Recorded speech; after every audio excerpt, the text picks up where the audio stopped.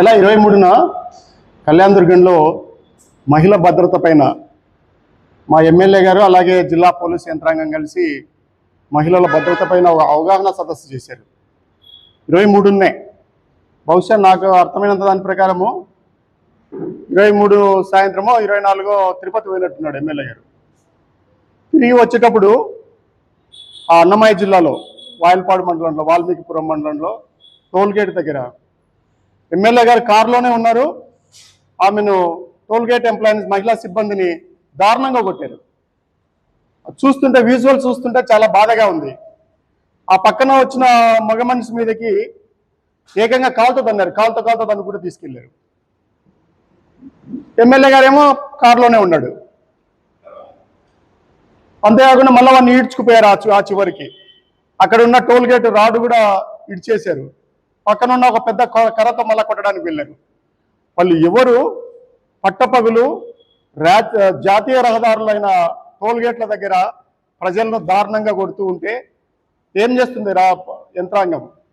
ఎవరో తప్పుడు కేసులు పెడితే వాళ్ళకు సిబ్బంది మీదనో అక్కడ ఉన్న వాళ్ళ మీద తన్నులు తిన్న వాళ్ళ మీదనే 3 కేసులు పెడతారేమో అనే భయం జనాలకు ఉంది రివర్స్లో. ఎందుకంటే వాళ్ళు కిడ్నాప్ చేసి తీసుకుపోయారు. వీళ్ళు మళ్ళీ చెప్తున్నారు వాళ్ళకి అనుకూలంగా ఉన్న మీడియాలో సోషల్ మీడియాలో ఏమొస్తుందంటే వాళ్ళని పోలీస్ స్టేషన్లో అప్పచెప్పారని.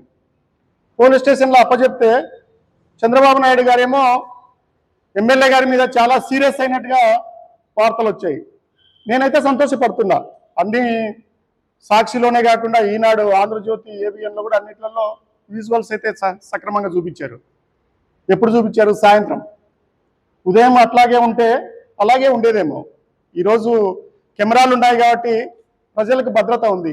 పోలీసుల భద్రతనో లేదా ప్రభుత్వం భద్రతనో ఉండట్లేదు ప్రజలకి. టెక్నాలజీ వల్ల, సాంకేతిక భద్రత వల్లనే ఇవన్నీ వెలుగులోకి వస్తున్నాయి, కానీ లేకపోతే లేదు. ఇప్పుడు నా డిమాండ్ ఏంటంటే చంద్రబాబు నాయుడు గారేమో చాలా ఊగి చెప్తారు ఆవేశంగా, తోలు తీస్తాం ఎవరన్నా ఏమన్నా చేస్తే అని.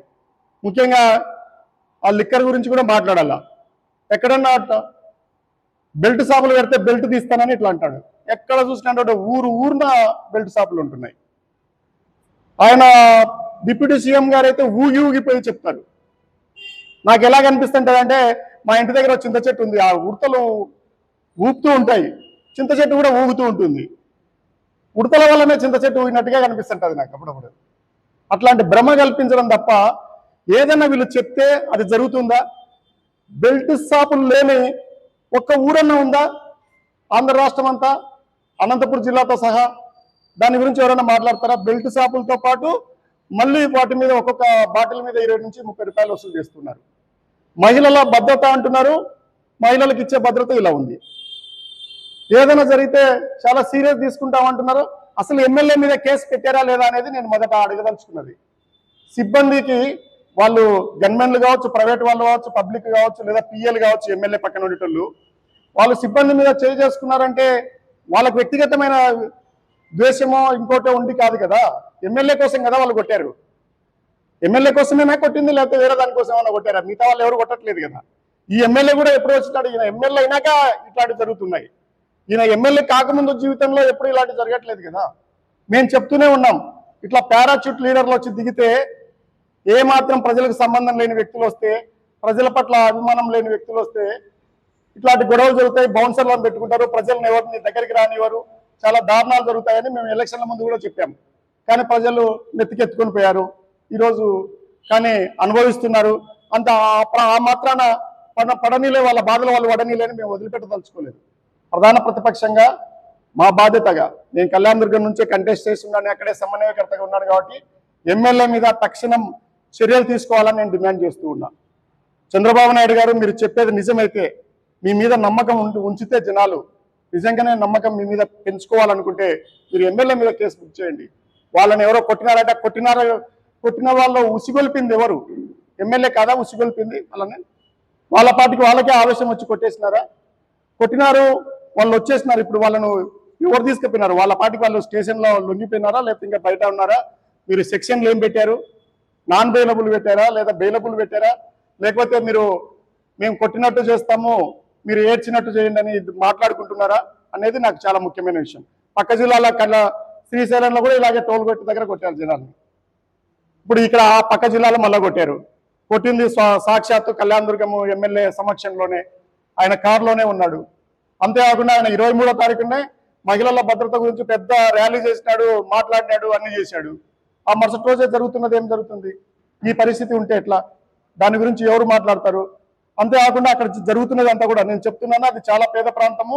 బాటిళ్ల మీద నేను ఎప్పటి నుంచో ఆరోపణ చేస్తున్నా, కళ్యాణి పేరుతో, కళ్యాణి బార్ల పేరులతో మొత్తం వాళ్ళే లైసెన్సులు తీసుకున్నారు, వాళ్ళేగా అమ్మకాలు చేస్తున్నారు అని. నేను ఒకవేళ అలా చేయకపోయి ఉంటే, బాటిళ్ల మీద డబ్బులు ఎక్స్ట్రా చేయకపోతే, ఎమ్మెల్యే గారు తక్షణం మీటింగ్ పెట్టి రెవెన్యూ డిపార్ట్మెంట్ను, ఎక్సైజ్ డిపార్ట్మెంట్ను, పోలీస్ డిపార్ట్మెంట్ను కూర్చోబెట్టి అక్కడ అన్ని అరికట్టమని చెప్పాలా. బెల్ట్ షాపులన్నా ఎత్తేయమని చెప్పాలా, లేదా బెల్ట్ షాపులో మీద తీసుకుంటున్న ఎక్స్ట్రా డబ్బులన్నా వసూలు చేయకుండా ఉండాలా. అలా వసూలు ఆపలేకపోతున్నావంటే నీకు భాగం ఉందని నేను భావిస్తున్నా. అంతేకాకుండా ఇంకొక విషయం ఏంటంటే, తవ్వుతున్న మట్టి కూడా మాయమైపోతుంది. కర్నూలు జిల్లాలో కూడా కోయిలకుంట్ల, గోస్పాడు పోలీస్ స్టేషన్ వల్ల ఆల్రెడీ కేసులు పెట్టి ఉన్నారు, మట్టి పోతూ ఉందని. తవ్విన మట్టి అది ప్రభుత్వానికి సంబంధించింది కదా, పబ్లిక్ ఆస్తులను రక్షించాల్సిన బాధ్యత ఎవరిది? కాంట్రాక్టర్ అమ్మి మళ్ళా మట్టి తిరిగి అమ్ముకుంటుంటే అది ప్రభుత్వానికి నష్టం కదా. రేపు ఆడ కావాల్సిన మట్టి అవసరం అయితే మళ్ళీ ఎక్కడి నుంచి తీసుకొస్తారు? అసలు మట్టి అమ్ముకోవడానికే కాలాలు తవ్వుతున్నారేమో ఒక్కోసారి డౌట్ వస్తుంటుంది నాకు. ఎందుకంటే లోతుగా తవ్వుతారు, ఆడ వదిలిపెట్టేసి మళ్ళీ వెళ్ళిపోతారు, ముందుకు వెళ్ళిపోకుండా. ఇంకొకటి కూడా ఏంటంటే, ఈ ప్రభుత్వానికి చిత్తశుద్ధి ఉంటే, ఇప్పటికి 3 బడ్జెట్లు చూస్తున్నాం, బీటీ కాలువల మీద మీకు నిజంగానే చిత్తశుద్ధి ఉంటే రైతులకు ఇవ్వాల్సిన డబ్బులు ఇవ్వండి. ఇప్పటి వరకు 3 బడ్జెట్లలో ఒక్క బడ్జెట్లో ఒక్క రూపాయి అయినా కానీ కూడా ఒక్క ఎకరాకైనా మీరు ఇచ్చినారా? ఏమి ఇవ్వలేదు. ఒక ఎకరాకు కూడా మీరు ల్యాండ్ అక్విజిషన్ చేయకుండా ఇంకా రాబోయే రోజుల్లో ఇంకెన్ని బడ్జెట్లు ఉన్నాయి? 2 బడ్జెట్లు ఉన్నాయి. 3వ బడ్జెట్ ఎలక్షన్ బడ్జెట్. అది ఈ మిగతా 2 బడ్జెట్లలో మీరు ఏం చేస్తారని మేము నమ్మాలా? అంతేకాకుండా ప్రజలను చాలా ఉద్ధరిస్తున్నట్లుగా మాట్లాడుతున్నారు. మీరు ఒక్క కొత్త పెన్షన్ కూడా ఇవ్వలేదు. ఆఖరుకు చనిపోయిన వాళ్ళ స్థానంలో కూడా మీరు కొత్త పెన్షన్ ఇవ్వట్లేదు. ఇస్తున్న సందర్భం ఏముందంటే, నా దృష్టిలో ఉన్నది, ఎక్కడన్నా పెద్ద ఆయన చనిపోతే, ముసలాయన చనిపోతే ఆయనకు పెన్షన్ వస్తుంటే ఆ ముసలామకి ఇస్తున్నారు. మీరు గొప్ప పరిపాలన చేస్తున్నారంటే మేము ఎట్లా నమ్మాలా? మేము నిన్ననే బీసీ గలం కూడా పెట్టాం. మీకు చాలా బాధగా ఉంది. అప్పుడే మళ్ళీ లైన్లోకి వచ్చినారు బీసీలంతా. తెలుగుదేశంలో అంటే బీసీలంతా నాయకులంతా మాట్లాడుతున్నారు బీసీ గలం అది కరెక్ట్ కాదని. ఈ రాష్ట్రంలో సగం మంది బీసీలు ఉన్న మాట నిజమైతే, ప్రభుత్వ పథకాల్లో కూడా సగం డబ్బులు జగనన్న ఉన్న టైంలో బీసీలకు వచ్చి ఉంటాయి కదా. ఆ మాత్రం కామన్ సెన్స్ మీకు లేకపోతే ఎట్లా? మీరు కొత్తగా ఏం చేస్తున్నారని చెప్తారు? ఒక పెన్షన్ ఇవ్వకపోతే, సూపర్ 6 అట్లా అయితే మీ జీవితం అంతా వచ్చినప్పటి నుంచి నాకేం కనిపిస్తున్నాయి అంటే క్యూలు కనిపిస్తున్నాయి. మొదట యూరియా దొరకలేదని రైతులు క్యూలలో నిలబడి, తర్వాత ఇప్పుడున్న ఎండల కాలంలో కళ్యాణదుర్గంలో కూడా అన్ని కుళాయిల దగ్గర క్యూలు నిలబడుతూ ఉన్నారు. ఏ ప్రాంతంలో చూసినా రేషన్ షాపుల దగ్గర క్యూలు ఉండనే ఉన్నాయి. మేము ఇంట్లోకి వేస్తుంటే రేషన్ షాపుల దగ్గర ఎరువులు, నీళ్లు, ఆఖరికి రేషన్ షాపుల దగ్గర క్యూలు ఉన్నాయి. ఇప్పుడు లేటెస్ట్గా పరిస్థితి ఏంటంటే, డీజిల్ దగ్గర, బంకుల దగ్గర, పెట్రోల్ బంకుల దగ్గర క్యూలు కాదు, మూసేసినారు. నిన్న మొన్న క్యూలు ఉండినాయి, ఇప్పుడు మూసేశారు. మీరు నేర్చుకున్న కొత్త పథకం ఏంటంటే చాలా అద్భుతమైంది. అధికారులను ఉసిగొల్పి వాళ్ళతో మీటింగ్లు పెట్టిస్తారు. ఏమని? ప్రెస్ మీట్లో పెట్టిస్తారు. ఏకంగా ఎక్కడ ఇబ్బంది లేదు, స్టాక్ పూర్తిగా ఉందని. కలెక్టర్ గారు, జాయింట్ కలెక్టర్ గారు చెప్తున్నారు. Civil supplies collector for civil supplies వచ్చి జేసీ గారే. మీరు నిజంగానే స్టాక్ ఉంటే ప్రజలందరూ అట్లా ఎందుకు నిలబడతారండి పెట్రోల్ బంకుల దగ్గర? వాళ్ళకి ఏం పని లేకుండా నిలబడతారా? కనీసం మీకు ఉండాలి కదా. ఇప్పుడు నిన్న బీసీ గర్జన జరిగింది అనుకోండి, ఇవాళ పెట్టి మాట్లాడకుండా ప్రజలు దేని మీద ఇబ్బంది పడుతున్నారో, బెల్ట్ షాపుల మీద, బాటిళ్ల మీద ఎక్కువ వసూలు చేస్తే ఇబ్బంది పడుతున్నారా? నీళ్లు దొరకకపోతే కుళాయిల దగ్గర క్యూలలో నిలబడుతున్నారా? లేదా పెట్రోల్, డీజిల్ షాపుల దగ్గర ఇబ్బంది పడుతున్నారా? బంకుల దగ్గర? దానిల మీద మీరు రివ్యూలు చేయండి, దానికి బాగుంటుంది. లేకపోతే పాత వీడియోలన్నీ తీసేయండి. మహిళల మీద, బీసీల మీద, చిన్న ఉద్యోగస్తులు వాళ్ళు, ఈయన గర్భశ్రీమంతుడు అని చెప్తాడు, వేల కోట్లు ఉన్నాయని చెప్తాడు. ఆ మాత్రం గతి లేదండి నీకు దాన్ని కొనడానికి? ఇప్పుడు ఒక 3,000 రూపాయలు కడితే 200 సార్లు ఫ్రీగా ఇస్తున్నాడు గడ్కరీ గారు. గతి లేదా నీకు? మళ్ళీ నా దగ్గర పెద్ద డబ్బు ఉంది అని చెప్తావు. నువ్వే కదా టోల్ గేట్లు అన్ని కట్టింటావు, రోడ్లు వేస్తుంటావు, దాని పద్ధతులు తెలియవా? నువ్వేమన్నా దేవుడివా? లేకపోతే ఇంకా నువ్వు రోడ్ల మీద తిరుగుతుంటే రాజు కాబట్టి, రాజరికం రోజులు కాబట్టి మేము పక్కకు తప్పుకోవాలా? మీరు ఆ కళ్యాణదుర్గంలో అయితే చెల్లుతుంది. వస్తున్నాడు ఎమ్మెల్యే వస్తున్నాడు, ఈ రోడ్డు మీద ఎవరు పోకూడదు, ఈ విగ్రహం దగ్గరికి పోకూడదు. ఇదే మన కొత్త పద్ధతి. విగ్రహానికి మేమే ముందు వేయాలి, విగ్రహానికి పూలంటే వేసేటప్పుడు ఎవడు కనపడకూడదు, ఎవడు రాకూడదు. మీ దగ్గర జనాలు వస్తున్నారు. జనాలను మీరు తెచ్చుకుంటున్నాను కూడా వెహికల్స్ ను పంపించి తెచ్చుకుంటున్నా జనాలు రావట్లేదు. ఇప్పటికైనా అర్థం చేసుకోండి. అర్థం చేసుకొని కొంచెం మంచి పాలన ఇవ్వండి. మంచి ప్రభుత్వం అని మీరు బోర్డులు వేసుకుంటే కాదు, మరి తగ్గట్టుగా చేయాలా. ఏమి మంచి ప్రభుత్వం?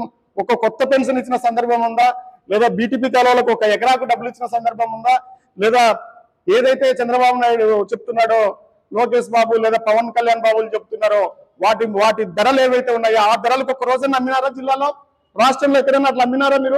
మీరు ఏం చెప్పారో ప్రభుత్వం నిర్ణయించిన ధరలకు అమ్ముతున్నారా? మా టైంలో జగనన్న రావద్దు, ఎక్కడి నుంచి కూడా వేరే జిల్లాల నుంచి కానీ ఎక్కడి నుంచి కూడా అమ్మకూడదు అంటే బెల్ట్ షాపులు ఉంటే చెప్పండి. ఒక బెల్ట్ షాప్ అన్న నడిచిందా జిల్లాలో ఆ రోజుల్లో? అదే పోలీసులు, అదే ఎక్సైజ్ శాఖ, అదే రెవెన్యూ వాళ్ళు ఆ ప్రభుత్వంలో గట్టిగా చేసినప్పుడు మీ ప్రభుత్వం ఎందుకు చేయట్లేదు? మీకు వాటాలు ఉన్నాయి కాబట్టి చేయట్లేదు. మీరు వాటాలను తగ్గించుకుంటే కొంచెం మంచిది. ఏం సంపద సృష్టిస్తున్నారు మీరు? బెల్ట్ షాపుల్లో సంపద సృష్టిస్తున్నారు, ఇసుకల సంపద సృష్టిస్తున్నారు, మట్టిలో సంపద సృష్టిస్తున్నారు, కొండలను పిండి చేస్తున్నారు. ఇది మీరు చేస్తున్న సంపద సృష్టి. కానీ ప్రజలకు దీనివల్ల ఏం ఉపయోగం లేదు. అందువల్ల ఇప్పటికైనా కానీ కూడా రాబోయే 2 బడ్జెట్లలో కూడా మేలు జరిగేటట్టు చూడండి. తక్షణం ఎమ్మెల్యే మీద మీరు కేసు బుక్ చేయాలని నేను డిమాండ్ చేస్తున్నా. 51/26 ఏదైతే ఉందో వాయిల్పాడు పోలీస్ స్టేషన్లో నాకున్న అంచనా మేరకు మీరు ఎమ్మెల్యే మీద కేసు పెట్టినట్టుగా నాకేం అనిపించట్లేదు. ఖచ్చితంగా వాళ్ళ మీద కాదు, ఎవరైతే పూసిగొల్పారో, ఎవరి కోసమైతే జనాలను కొట్టారో వాళ్ళని బుక్ చేయండి. లేకపోతే ఏం పని? వాళ్ళకి ఏం మామూలుగా అయితే కొట్టరు కదా. నువ్వు అక్కడ ఉండి నీకు ఇన్ని కోట్ల రూపాయల డబ్బులు ఉన్నాయని, ట్రక్కులకు ఉన్నాయని చెప్పేసి నువ్వు చేసే పని ఇదా? నువ్వు చేస్తూ ఉంటే పత్రికలు, ప్రజలు, ప్రతిపక్షము మేము ఊరుకుంటామని మాత్రం అనుకోవద్దు. Thank you.